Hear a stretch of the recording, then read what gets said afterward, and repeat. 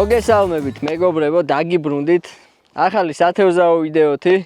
მოკლედ წელს არც ისე აქტიური სეზონი გამოვიდა სამწუხაროდ, სულ მეორედ წამოვედი უკვე სათევზაოთ, არც ამინდები მიწყობდა ხელს, არც დრო არ იყო ამდენი და მოკლედ იმედია შედეგიანი თევზაობა გვექნება. ჩამოვედი შაორის წყალსაცავზე. წელს შაორის წყალსაცავზე არ მითევზაოია და იმედია დავიჭერ თევზს. თქვენ ამასობაში რაც ყველაზე მთავარი არ დაგავიწყდეთ ამ არხის გამოწერა და ამ ვიდეოს მოწონება და კომენტარებში დამიწერეთ სად ისურვებდით რომ მეთევზავა და რაიმე კითხვები თუ გექნებათ, რა თქმა უნდა, ყველა კითხვას უპასუხებ. ამოლაგებას და ნავის გაბერვის პროცედურებს მოკლედ გადავახტები, რადგან ეს პროცედურები უკვე არაერთხელ გადამიღია, მაგრამ მინდა რომ ერთი ყველაზე მთავარი რაღაც ვთქვა და უბრალოდ ეს ვიდეო ხო იმ ადამიანებისთვისაა, ვისაც თევზაობა უყვარს და ვინც აქ ნამყოფი არის მინიმუმ ერთხელ მაინც და რავი შეიძლება თავისთავი ამოიცნოს და მოკლედ აი უბრალოდ განახებთ.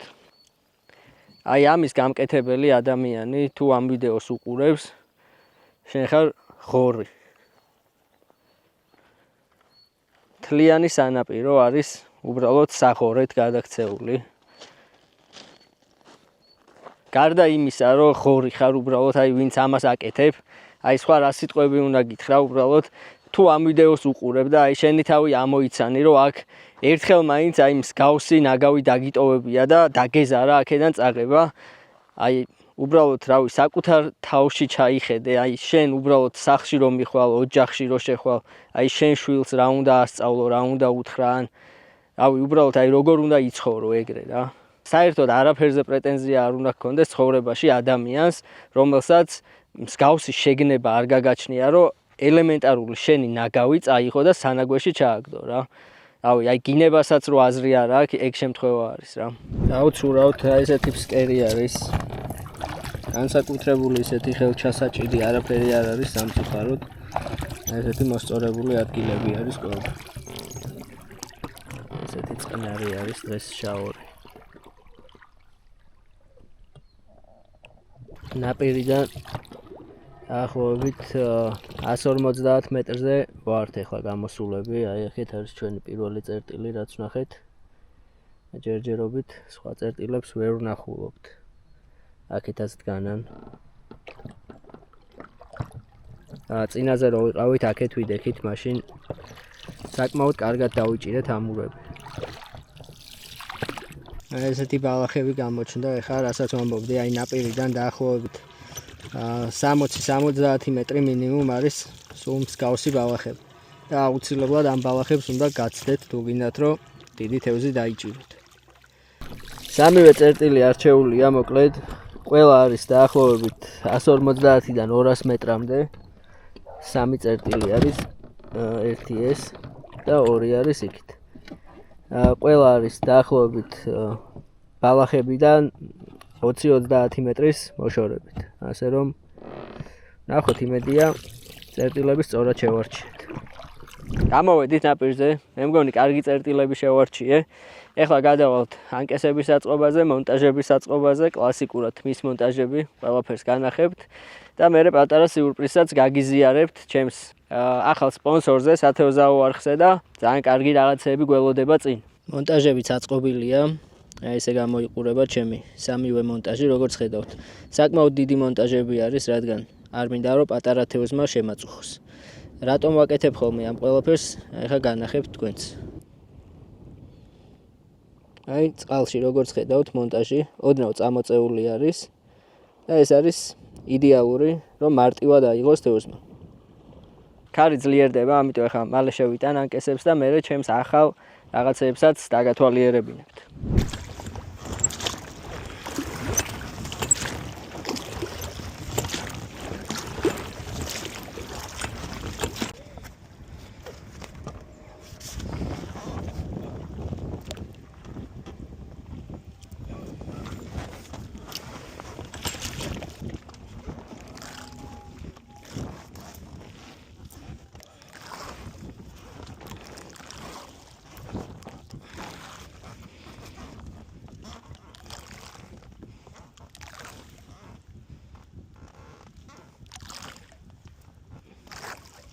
ყველა ანკესი შევიტანე და დადგა დრო გაგაცნოთ ჩემი ახალი სპონსორი სათევზაო არხზე. და ჩემს გვერდით მთელი ამ თევზაობების განმავლობაში იქნება My Fishing G საიტი, სადაც შეგიძლიათ შეხვიდეთ და შეარჩიოთ თქვენთვის სასურველი ძალიან ბევრი ხარისხიანი სათევზაო ინვენტარი. როგორც ბრენდული, ასევე ბიუჯეტური, ასე რომ მოკლედ ყველა გემოვნებას და ყველა ბიუჯეტს მორგებული საიტი არის და მე პირადად ძალიან ბევრი რამე შევიძინე უკვე და ძალიან ბევრი საჩუქარიც მივიღე, ასე რომ ეხლა ყველაფერს განახებთ. ეს არის მეგობრებო Sonic-ის ფირმის როდპოდი, ჯოხები და კოჭები. მოკლედ აქ რასაც ხედავთ, ყველაფერი არის Sonic-ის ფირმა. Sonic არის ბრიტანული ბრენდი, როგორც იცით, ბრიტანეთში ეს კულტურა ძალიან განვითარებული არის და Sonic-იც გამოირჩევა თავისი ხარისხით და შედარებით ბიუჯეტური ფასებით. ასევე აქ მაქვს Sonic-ის ბრენდის სიგნალიზატორები, რომელსაც ასევე მოყვება თავისი რესივერი და შეგიძლიათ შორ მანძილზეც გაიგოთ თქვენი სიგნალიზატორების ხმა. მაგალითად ესეთი და იმედია ამ ხმას მალე გავიგებთ. რაც შეეხება Sonic-ის ჯოხს, კონკრეტულად ეს ჯოხი შორ მანძილზე სასროლად არ გამოდგება. ეს ჯოხი გათვლილი არის კატერით შესატან მონტაჟებზე და ნავით შეტანაზე, ასე რომ მე პირადად ეს ორივე ნავით შევიტანე. ზომაში როგორც ხედავთ, არც ისე დიდი არ არის. ამ ჯოხის ერთ-ერთი ყველაზე მთავარი ფუნქცია რაც არის, ნახევარი არის ტელესკოპური, ანუ ნახევარი იკეცება და მეორე ნახევარი უკვე ზემოდან უმაგრდება. ანუ მთლიანად ასაწყობი არ არის, რაც ამ ჯოხს ბევრად უფრო პრაქტიკულს ხდის. აი ესეთი მაგარი მაღაზია გამოჩნდა თბილისში, ასე რომ ძალიან ბევრი მწერდით ჯოხებზეც, კარაოზეც და სხვადასხვა აღჭურვილობაზე და მოკლედ აი ყველაფერი არის ამ საიტზე შეხვალთ და აი დარწმუნებული ვარ თქვენთვის სასურველ ინვენტარსაც ძალიან მარტივად მოძებნით და ასევე ძალიან ბევრ სხვა საინტერესო აღჭურვილობას. დაბანაკების დროც მოვიდა მეგობრებო, ეხლა კარაოს გავშლით, ყველაფერს მივალაგებთ, მივასუფთავებთ და იმედია ჩემი ახალი ჯოხების მოინათლება.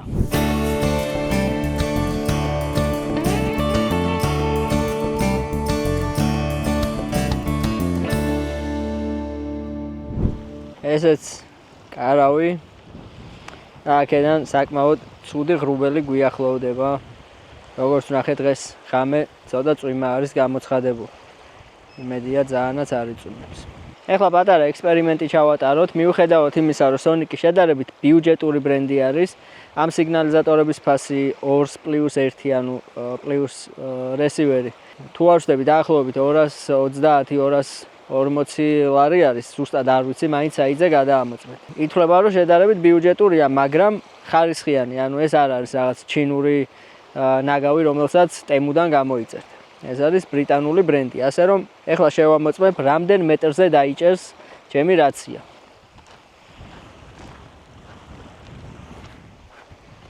ჯერჯერობით 30 მეტრში ვარ, აქ თავისუფლად დაიჭერს ჩემი აზრით. მიდი აბა.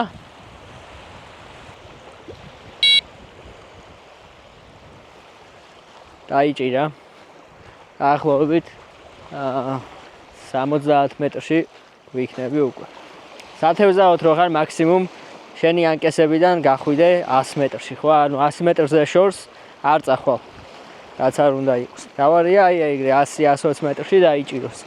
თუ გვერდით ვინმე მეგობარი თევზაობს და გინდა რომ გადახვიდე, ეგეთი ხშირად ხდება ხოლმე. ვინც ხშირად დადის სათევზაოდ ეცოდინე. დაახლოებით 100 მეტრზე ვარ ეხლა გამოსული და აბა ვნახოთ. 100 მეტრზე შორს წასვლა უკვე მეზარება მეც და ასე რომ თავარია აქ დაიჭიროს. უშავს. ძალიან კაი. მოკლედ ისევ და ისევ იმ ლოგიკით ვიქნებით, რომ როდესაც შენი კვებები თევზიც იკვებება, ასე რომ ეხლა მივხედავთ ჩვენს ვახშამს. დღევანდელ ვახშამზე გვექნება სოსისი, კვერცხი და ლუდი. იდეალური ვახშამია. ხოლო ხვალ ვაპირებ გავაკეთო ნამდვილი რაჭული, ტრადიციული უგემრიელესი კერძი. ასე რომ ხვალსაღამოს პატარა კულინარიული გადახვევაც გვექნება. ნახეთ რა სილამაზეა და როგორ აპინძურებენ ამ სილამაზეს უბრალოდ. აი ესეთი გემრიელი ვახშამი გვექნება დღეს. სათევზაოდ ყველაფერი გემრიელია რა. სოსის თბილისში ალბათ ძალიან იშვიათად ყიდულობ ხოლმე, მაგრამ სათევზაოდ ყველაფერს გემო აქვს.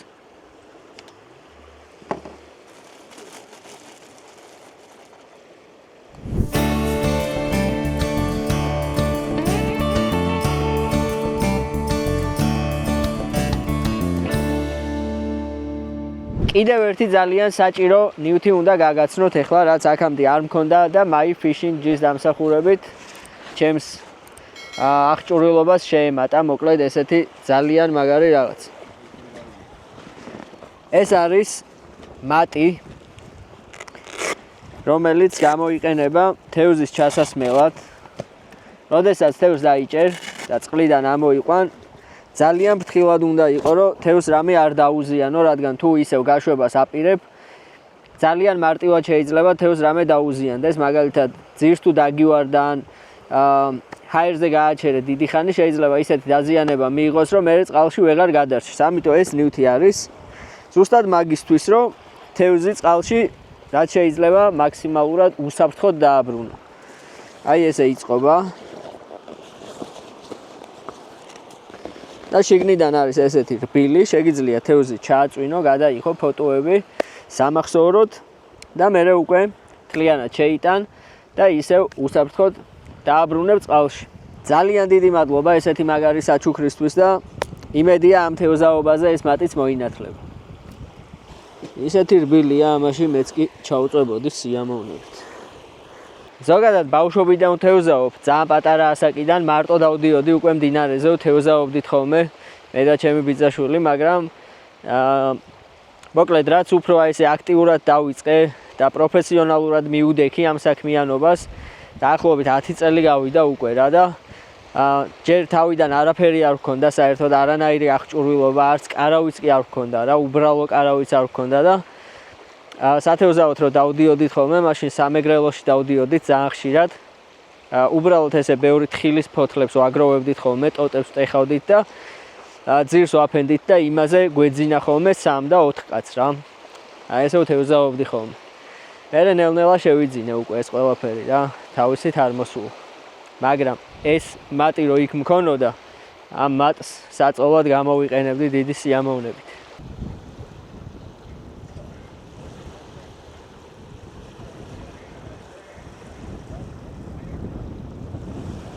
მოგვისაღამოვდა ამასობაში, თევზი არ აქტიურობს, საერთოდ არც ერთი ჩარტყმა არ ყოფილა. ეხლა ნავით ვიყავით შესული და გადავკვებეთ თავიდან ჩვენი წერტილები, დაახლოებით ალბათ 15 კილო სიმინდი მაინც ჩავყარეთ დღეს და დაახლოებით 5 კილო ტაიგერი, ასე რომ მოკლედ შედეგს ველოდებით აუცილებლად ხვალ დილიდან. ეს არის ჩვენი დასაკვები, სიმინდი და ტაიგერი ერთად არეული. ესეც საუსია. ესეთი სიმინდი და ტაიგერი არის აქაც არეული. ერთი ესეთი უკვე ჩავყარეთ. ასე რომ დაახლოებით 16-17 კილო სიმინდი უკვე ჩაყრილი გვაქვს რა.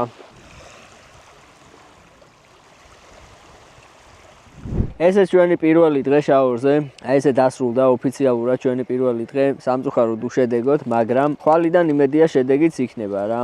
მაგრამ დღევანდელ დღეს ესე გემრიელი უდით დავასრულებ, დავისვენებ, გამოვიძინებ. მაგრამ იმედია რომ ღამე თევზიც გაგვაღვიძებს რა და კაი თევზებს დავიჭერთ ღამეც. მოკლედ წავედი და ხვალდილით შევხვდებით.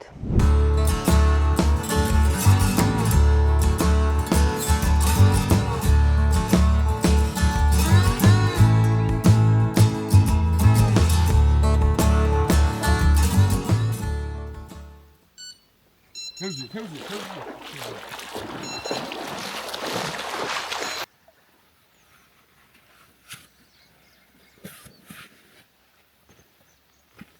გადასაწყვია.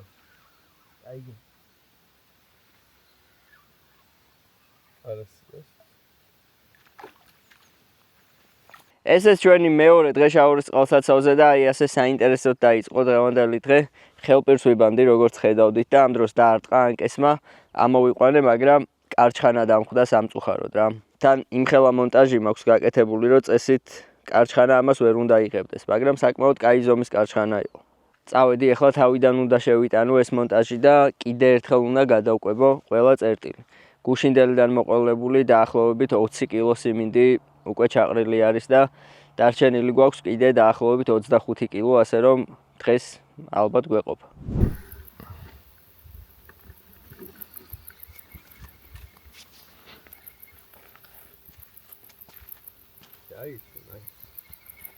კიდევ ერთი კარჩხანა მეგობრებო. ამხელა მონტაჟს როგორ იღებს ბიჭო, აი ესეთი კარგი ზომის კარჩხანა მეგობრებო რა. რა თქმა უნდა, გავუშვებ ამ საცოდაოთებს.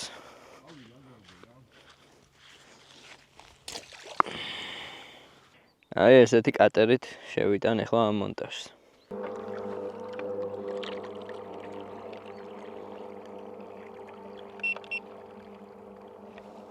დაახლოებით 200 მეტრზე უნდა შევიდეს ახლა ეს კატერი. ველოდებით თევს ჯერჯერობით არ აქტიურობს, იმედია შუა დღეს გააქტიურდება და კაი ამურებს დავიჭერთ. მანამდე თქვენ დამიწერეთ კომენტარებში შემდეგ თევზაობას, სად ისურვებდით? მე მაგალითად ტყიბულში მინდა ძალიან, იმიტომ რომ წელს მარტო ერთხელ ვიყავი ტყიბულში და შემდეგი თევზაობა მინდა რომ ისევ ტყიბულში გადავიღო. გაგაცნობთ საღამოს 4 საათის მონაცემებს. თევზის ნასახი არ არის საერთოდ. არც ერთი ჩარტყმა არ ყოფილა. ზისგან დამცავი წავისვი მთელ სახეზე და დამავიწყდა ყურებზე წასმა რატომღაც. და ეხლა არსად დამწვარი არ ვარ, მარტო ყურები მაქვს დამწვარი. ესეთი ამბავია. ეხლა ვაპირებ რომ გავგრილდე. შაორის პლუსი რაც არის, ძალიან სუფთა წყალი არის და სანაპირო არის ძალიან კარგი, ასე რომ შეგიძლია შეხვიდე და კარგად გაგრილდე. 3-4 დღე რო ესე ცხოვრობ ბუნებაში. მარტივი არ არის დამეთანხმებით, ასე რომ ეხლა შევარდები და კარგად გავგრილდები. გრილების მერე რა თქმა უნდა კარგი ვახშამი გვჭირდება და რაჭაში რა გვექნება ვახშმა თუ არა კაი შქმერული რა, ნამდვილი რაჭული შქმერული. ძალიან ქათამს რა თქმა უნდა ვერ შევწოდით, ამიტომ ესეთი ბარკლები ვიყიდე. და ეხლა გაცხელებულ ტაფაზე ვაუთ ქათამს თუ არ დავიწვი მეც.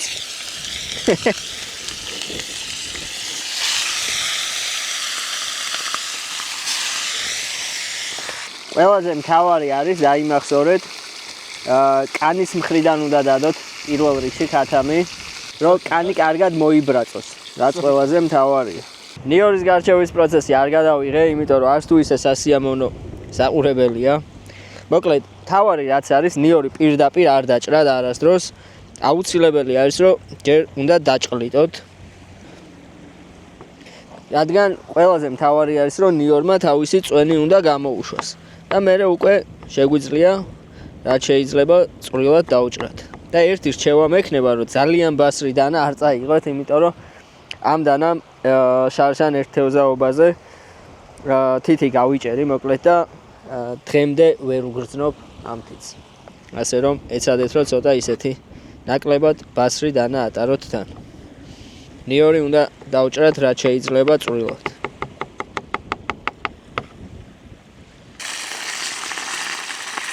ქათამი როგორ შეშხინებს შეხედეთ. აი ეს. კარგია. ეს ჩვენი ქათამი, ნახე, როგორ გემრიელად გამოიყურება. შეხედეთ. მაგრამ ეხლა იწყება ყველაზე მთავარი პროცესი, соуსის მომზადება. ეხლა იწყება ყველაზე მთავარი პროცესი. მოკლედ, ტაფაზე რა ზეთიც არის, რაც ხიმიც გაუშვა ქათამა და აი ეს მიმწვარი რაც არის ტაფაზე, აი ეს არის ყველაზე მთავარი რა. ამ ტაფაზე ეხლა პირველ რიგში ვყრით იმ წვრილად დაჭრილ ნიორს. აი ესე. და კარგად შუშავთ. ამ ნიორმა უნდა ამოიღოს თლიანად ეს მიმწვარი რაღაცეები ტაფიდან. და ეს არის ყველაზე მთავარი, რაც შქმერულს აძლევს იმ განსაკუთრებულ გემოს. ეხლა ვამატებთ ნაღებს, რომელიც ჩვენ ცოტა მაღალპროცენტიანი მოგვივიდა, მაგრამ არა უშავს. რძე იმისთვის გვაქვს, რომ გავათხელოთ მერე ეს ნაღები. ეხლა რძესაც დავამატებთ, ბარემ, რომ ცოტა გაათხელოს ეს მასა.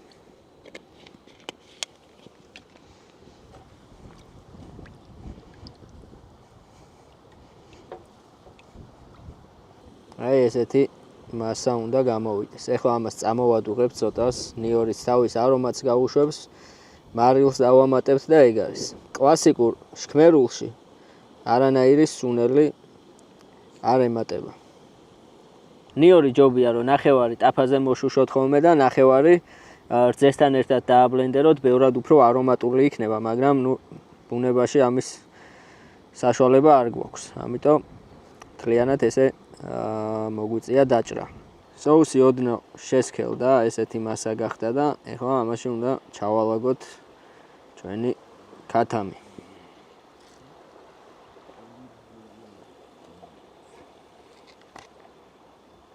აი ეს.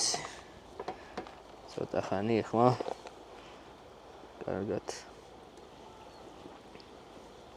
შეიწოვს ყველაფერს და ჩვენი შქმერულიც მზად არის. აი ესეთი სუფრა გაიშალა შაორზე. კარგია, მე ასე გეუბნებოდი ამ. აუ, ნანას მიდიო. უბა მარილ ბევრიას, მაგრამ არ ხოქეია, ნუ. ერე კაი. აკროქნა ხო შეიძლება. ნიურისუნი ამივიდა მაგისიში ვაფშე არ. აუ, მაგარია ლევან. ეს აღოდო. ესეც შქმერული მეგობრებო, მოკლედ ძალიან გემრიელი იყო, გადაღებისთვის არავის არ ეცავა. ძალიან კაი გამოვიდა რა. და გირჩევთ თქვენს მომამზადოთ ჩემი რეცეპტით. გიზიარებთ 10 საათის მონაცემებით რა ხდება შაორის წყალსაცავზე, მოკლედ თევზი ისევ არ აქტიურობს და ჩვენ ამ ყველაფერს ვაბრალებთ წყლის კლებას. 2 დღე არის რაც აქ ვართ და დაახლოებით 1 მეტრით დაიწია წყლის დონემ, რაც თევზზე ამ დროს ძალიან ცუდად მოქმედებს, გაითვალისწინეთ თქვენც. როგორც კი წყლის დონე დასტაბილურდება, თევზიც გააქტიურდება რა. ჩვენა ყოფნაში ეს რამდენად მოხდება არ ვიცი, მაგრამ ყოველ შემთხვევაში ვინც ჩამოსვლას აპირებთ, მომდევნო დღეებში ბევრად უფრო დიდი შანსია რომ დაიჭიროთ თევზი.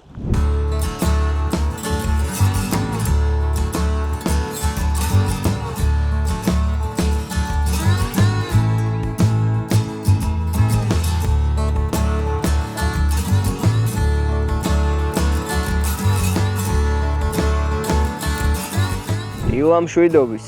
გაგაცნობთ ეხლა დილის 7 საათის მონაცემებით რა ხდება შაორის წყალსაცავზე. მოკლედ არაფერიც არ ხდება. საერთოდ ერთი ჩარტყმაც არ ყოფილა. წინაღამეს კარჩხანა მაინც დავიჭირე და ეხლა კარჩხანაც არ ყოფილა საერთოდ. მოკლედ ესეთი ამბავია რა. ძალიან მოწყენილობაა. დღეს საღამომდე აქ გავჩერდებით, როგორც გითხარით, ასე რომ აუცი რაც ჩვენს შესაძლებლობებში არის, ყველაფერს გავაკეთებ, რა თქმა უნდა, არაფერს არ დავიზარებ, არც თავიდან შეტანას და მოკლედ ყველაფერს გავაკეთებ, რომ თევზი დავიჭირო. და იმედია გამომივა. დილაობით შაორზე არის ესეთი სიმშვიდე, სიწყნარე, საერთოდ ნიავიც არ უბერავს და წყალი არის სარკესავით. მაგრამ აი ცოტა ხანში ეხლა დაახლოებით 10-11 საათიდან უკვე დაიწყება ნელ-ნელა ქარი და მე მთელი დღის განმავლობაში ქარი არის და ტალღები არის, ასე რომ ანკესის თავიდან შესატანად იდეალური დრო არის ესე დილით ადრე. აი ეს ანკესი არის ექსპერიმენტალური, ესე ვეძახი ხოლმე, როდესაც სხვადასხვა რაღაცეებს ვცდი ანკესზე და ეხლა ვაპირებ რომ ამოვიღო ეს ანკესი და 250 მეტრზე უფრო შორს გავიდე რა. იქნებ კიდე უფრო სიღრმეში არის თევზი გასული, აი ამ ლოგიკით მსჯელობ. რადგან როდესაც წყალი იწყებს ვარდნას, თევზი ამ დროს ცდილობს მაქსიმალურად სიღრმეში გავიდეს. ისედაც 200 მეტრზე გვაქვს გატანილი, სადაც სიღრმე 4.5-დან 5 მეტრამდე მერყეობს დაახლოებით, მაგრამ იქნებ კიდე უფრო ღრმა წერტილებიც ვნახო რა და ვცადოთ. თუ გაამართლა, ყოველ შემთხვევაში შემდეგისთვის თქვენს გეცოდინებათ და მეც მეცოდინება რაც უნდა გავაკეთო. იქნებ სპინინგით მაინც დავიჭირო რამე. კობრი და ამური არ აქტიურობს და იქნებ ოკუნმა მაინც ქნას. დიდი მოყვარული არ ვარ სპინინგით თევზაობის, როგორც უკვე გითხარით, მაგრამ თავისებური მუღამი აქვს. არც ვიცი ეხლა სწორად ვაკეთებ, არ ვაკეთებ. მე ვიცი რომ შაორზე ძალიან ბევრი დადიან სპინინგისტები, ვისაც სპინინგით თევზაობა უყვარს, ძალიან კარგი ადგილია ამისთვის. როგორც ამბობენ, შუკაც ბევრი არის, ოკუნიც ბევრი არის, ასე რომ შეგიძლიათ ჩამოხვიდეთ. თან სპინინგის თავარი მუღამი რაც არის ერთ ადგილზე არ უნდა იდგე რა. აქ თუ აი მოსინჯი არაფერი არ არის, სულ მოძრაობ რა, სულ პროცესში ხარ და საინტერესოა ეს პროცესიც, მაგრამ თავისებური მუღამი უნდა.